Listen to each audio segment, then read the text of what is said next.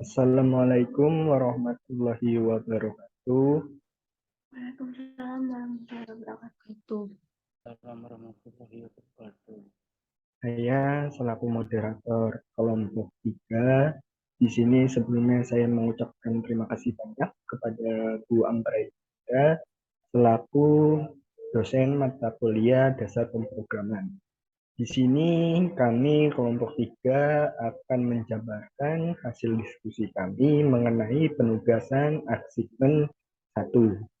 Adapun anggota yang terdiri dari kelompok 3 yaitu yang pertama Mas Reno Ati Thomas, kemudian saya pribadi Alif Dian Rasyadita, kemudian yang ketiga ada Mbak Intan Adinda Lusfinta, yang keempat ada Mbak Syakira Wahyu Firnanda, dan yang kelima yaitu Mbak Amalia Khairun Nadia.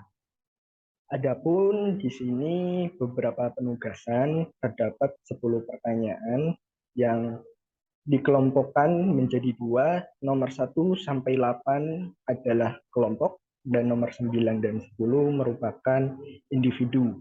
Adapun daftar pertanyaannya sebagai berikut. Yang pertama yaitu menjelaskan apa yang dimaksud variabel, tipe data, dan nilai, serta berikan contoh.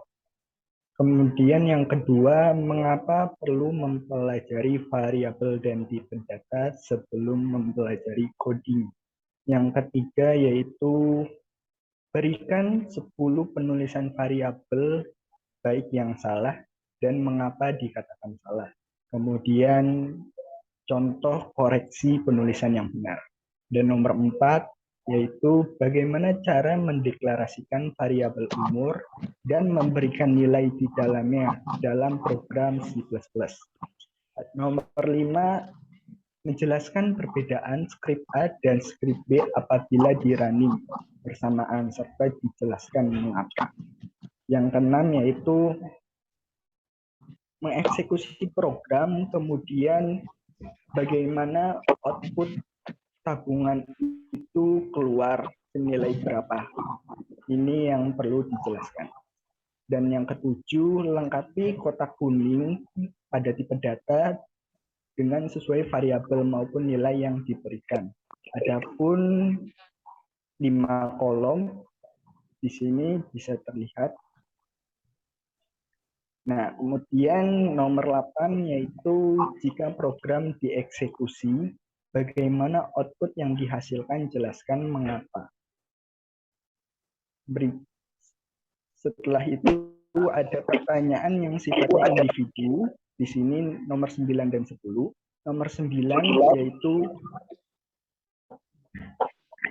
menjelaskan apa yang didapat dari diskusi kelompok dan bagaimana memahami materi yang diberikan, serta apakah pertanyaan-pertanyaan yang sudah diberikan membantu dalam memahami materi. Nomor 10, menjelaskan pengalaman pribadi dalam diskusi kelompok dan menyampaikan pendapat bagaimana diskusi kelompok agar berjalan lebih baik. Segitu saja untuk pertanyaannya, kemudian nanti akan kami jawab bergantian. Untuk jawaban yang pertama, saya perkenankan Mbak Amalia untuk menjawab. Oke, izinkan saya untuk menjelaskan hasil diskusi dari nomor 1 dan nomor 2. Oke, jadi nomor 1 dulu.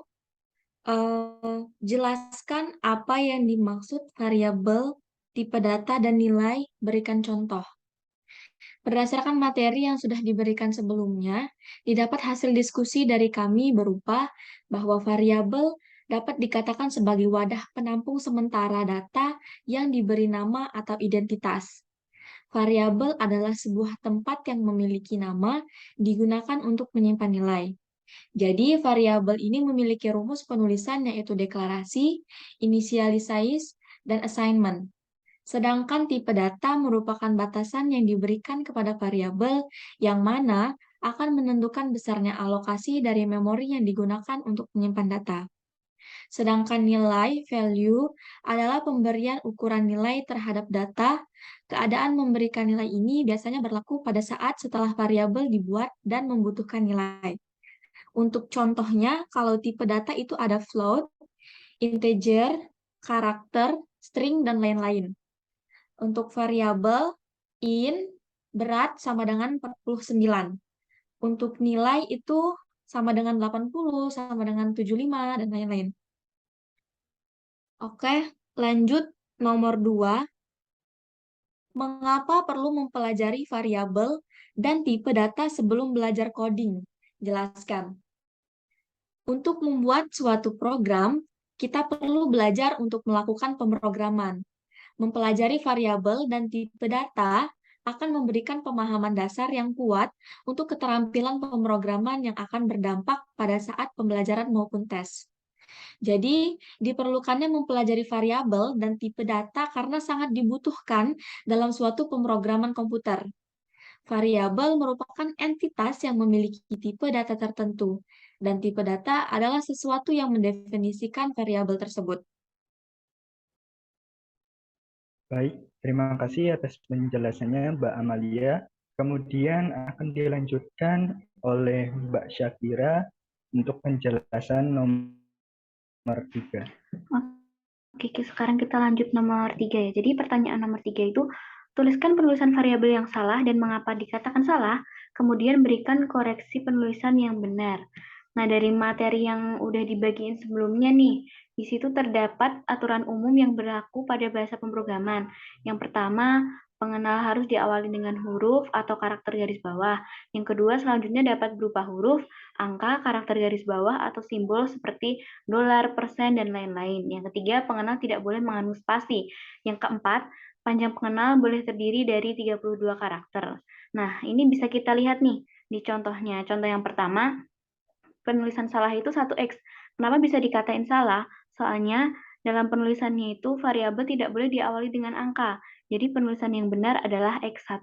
Terus untuk contoh yang kedua, volume tabung. Kenapa dikatakan salah? Soalnya dalam penulisan itu variabelnya tidak boleh dipisah dengan spasi. Nah, maka penulisan yang benar adalah volume garis bawah tabung.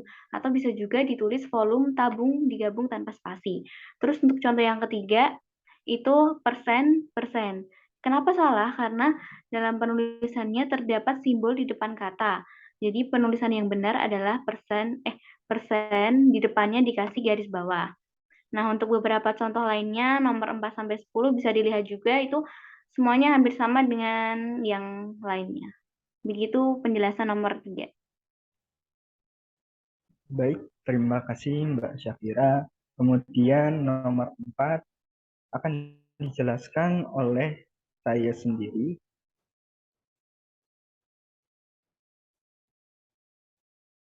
Di sini sudah terlihat hasil pemrograman C++ yang mendeklarasikan variabel umur serta memberikan nilai di dalam. Saya akan menjelaskan poin pertama yaitu di paragraf pertama ya yang terdiri dari 3 baris ini. Saya input yaitu nama saya pribadi. Nama ini berfungsi sebagai proses mencetak variabel atau kita biasa sebut print atau mencetak. Nah, mencetak dalam tanda kurung nama. Kemudian yang kedua pada paragraf kedua di sini saya gunakan sebagai nilai dan tipe data dalam variabel.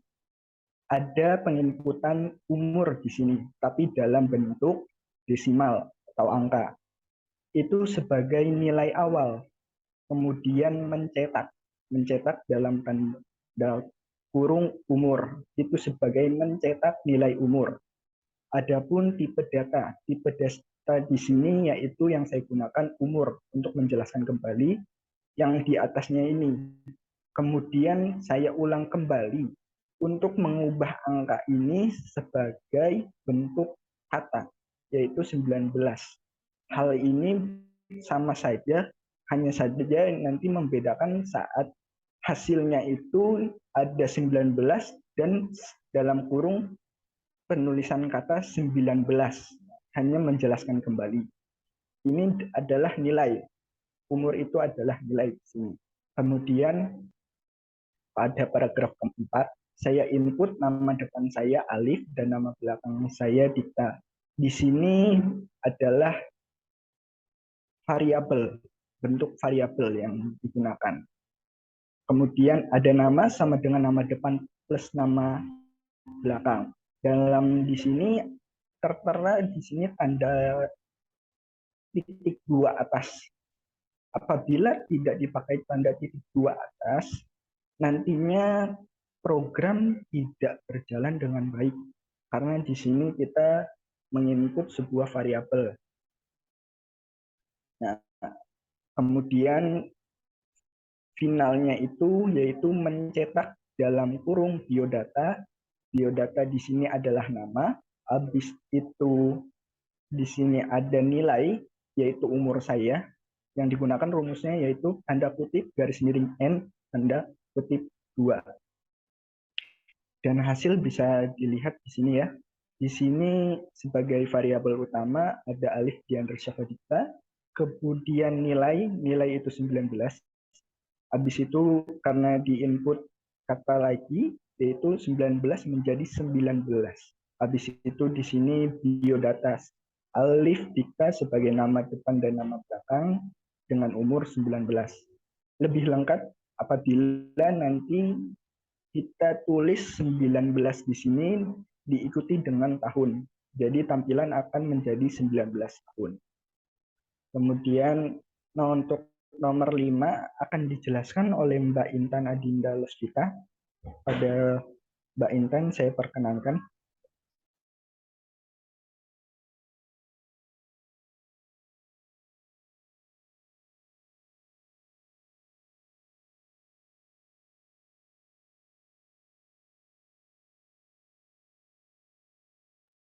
Kepada Mbak Intan, apakah ada di room?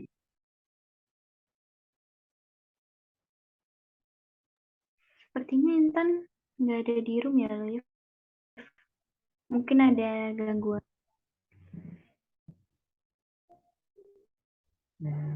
Partisipan.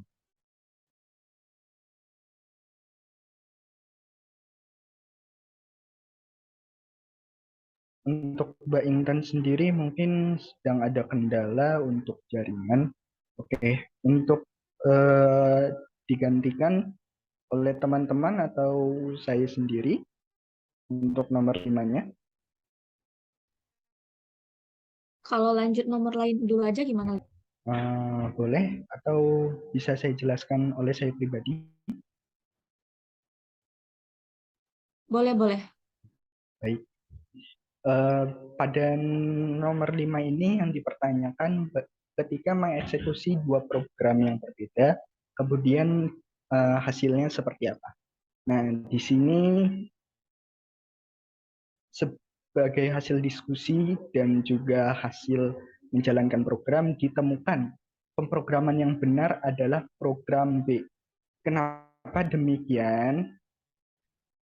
Karena pada program B itu didapatkan hasil 909090 yang sesuai dengan penginputan awal. Kalau pada program A terdapat kesalahan. Kesalahannya di mana? Yaitu penulisan integral. Yang seharusnya integral tidak boleh memakai tanda kutip pada tipe data. Karena apabila menggunakan tanda kutip, itu akan menghasilkan nilai yang berbeda. Sebagai contoh, pada penginputan di sini sama-sama menginput 909090, namun pada program A didapatkan hasil 959461680. Itu terjadi dikarenakan penulisan integral tidak sesuai standar. Alhasil pada program A hasilnya didapatkan berbeda dengan penginputan yang seharusnya penginputan serta hasil data itu memiliki nilai yang sama. Itu saja untuk penjelasan nomor 5. Kemudian untuk nomor 6 saya perkenankan Mbak Syakira untuk menjelaskan.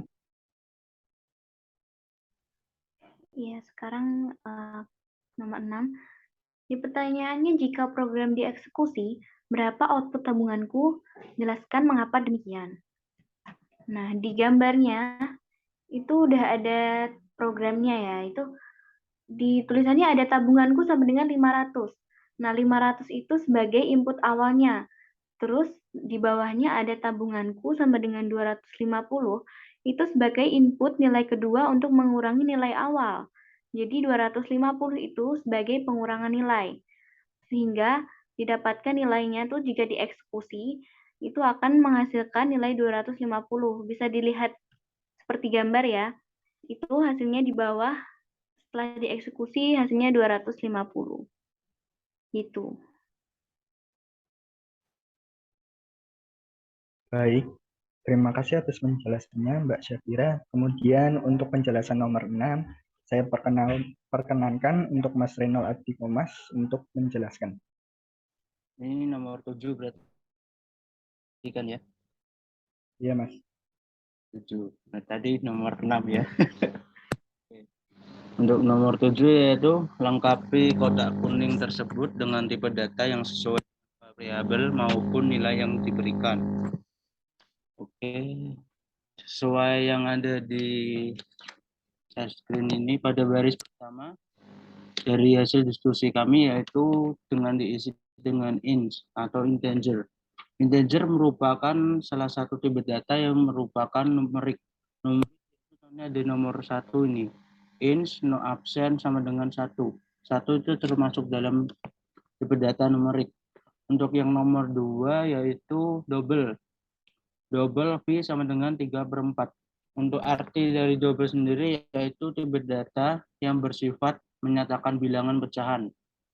Untuk nomor 3 berisikan tentang char atau karakter yang merupakan salah satu tipe data sembarang huruf, angka, dan simbol. Untuk yang nomor 4 sendiri berisi tentang bold. Bold sendiri merupakan tipe data yang dapat memiliki nilai dari 2 pilihan, yaitu antara benar atau salah. Dan juga bisa dituliskan dalam angka 1 atau 0. Untuk yang terakhir yaitu string. String sendiri merupakan salah satu tipe data yang bersifat atau menyatakan sebuah kalimat. Juga ada di dalam screen ini. String greeting sama dengan tanda petik 2 good morning tanda petik 2. Sekian penjelasan dari saya. Baik, terima kasih atas penjelasannya Mas Renol. Kemudian nomor 8 akan dijelaskan oleh saya. Adapun pertanyaannya yaitu kenapa ketika kita menggunakan ASCII dan R, kita menginput 82 dan capital letter R. Namun pada hasil tertera hasil sama, yaitu ASCII sama dengan R, variabel sama dengan R. Mengapa demikian? Dikarenakan ASCII dan variabel ini memiliki output yang sama, yaitu R. Karena ASCII merupakan printable karakter 82 yang memiliki capital letter sama dengan R. Sebagai contoh, ketika kita mengetik ALT plus 82, yang muncul adalah R, atau yang biasa kita sebut dengan shortcut. Itu saja penjelasannya untuk nomor 8. Kemudian untuk nomor 9 dan 10, ini merupakan pekerjaan individu, namun kami tampilkan hanya sebagai contoh salah satunya. Ada dari sini Mbak Damas mau menjelaskan?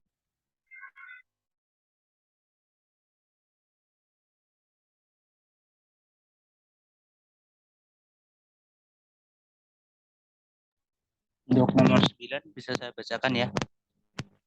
Baik, Mas. Untuk nomor 9 yaitu hasil diskusi kelompok yang telah kami lakukan. Ada beberapa poin penting yang kami catat yaitu A. Mahasiswa belajar menganalisa kesalahan yang terdapat dalam pemrograman dan mencari solusi untuk menentukan program yang benar. B. Memahami pentingnya variabel dan tipe data pada sebuah pemrograman. C. Mempelajari pemrograman secara dasar. Dari materi yang diberikan kepada mahasiswa dapat memahami pemrograman, bagaimana proses sebuah program yang dibuat atau dijalankan. Namun dari pemateri yang sudah dijelaskan masih terdapat beberapa hal yang kurang lengkap, sehingga mahasiswa tidak paham sepenuhnya atau kurang mengerti tentang pemrograman, serta pernyataan yang diberikan kepada mahasiswa membantu mahasiswa lebih mengembangkan cara belajar sesuai dengan cara self-learning. Betul ya? Self-learning gitu ya? Iya, Mas.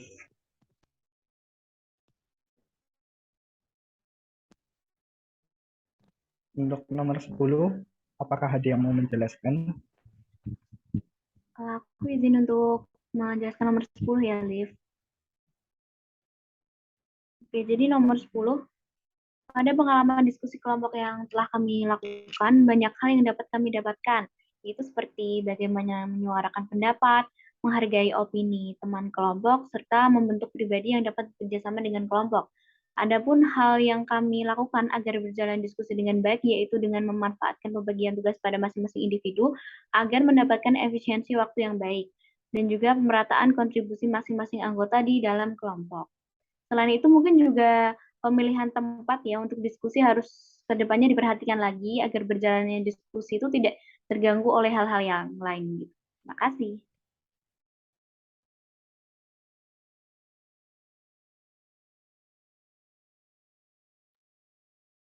Baik, terima kasih kepada semua Mbak Demas yang telah menjelaskan dari beberapa poin-poin pertanyaan yang ada.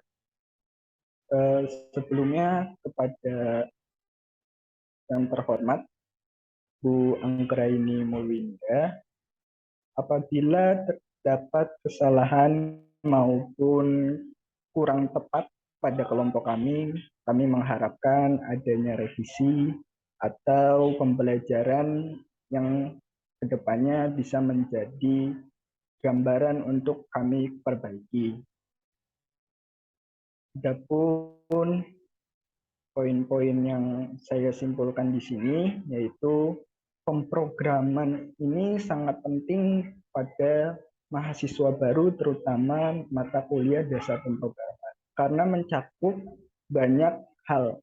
Pemrograman dapat membantu baik perkuliahan maupun pekerjaan, karena pada saat ini industri menggunakan otomatisasi yang sangat banyak, mulai dari robot, mulai dari pemrograman seperti UI, dan lain-lain. Sehingga pemrograman sangat penting untuk dipelajari sebagai dasar atau kemampuan yang bisa dikembangkan ke depannya guna untuk mendapatkan prospek pekerjaan yang baik. Itu saja kesimpulan yang dapat saya simpulkan. Saya ucapkan terima kasih banyak kepada teman-teman semua, serta yang terhormat Bu Anggraini. Untuk nantinya video ini akan kami upload pada YouTube dan linknya akan kami masukkan pada Elena. Mari teman-teman untuk mengucap terima kasih bersama-sama serta menutup diskusi hari ini dengan berdoa. Mari kita berdoa teman-teman, dalam hati berdoa dimulai.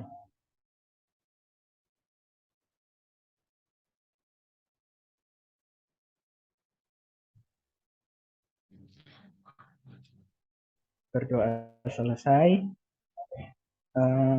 Kami dari kelompok 3 mengucapkan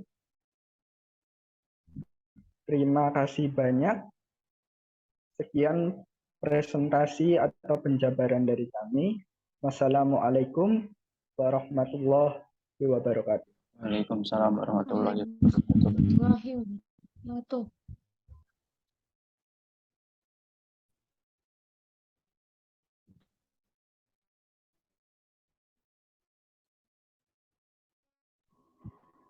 Intan kemana ya dia? Nggak tahu, tiba-tiba hilang. Tiba-tiba hilang. Aku chat juga ini deh checklist mungkin jaringan. Kalau enggak, baterainya habis. Tadi bilangnya cuma 8%, terus kan kosnya 4 list. Mati listrik lagi. Oh, Kayaknya mati listrik terus sih di sana. kasihan dia. Sana mati terus ya.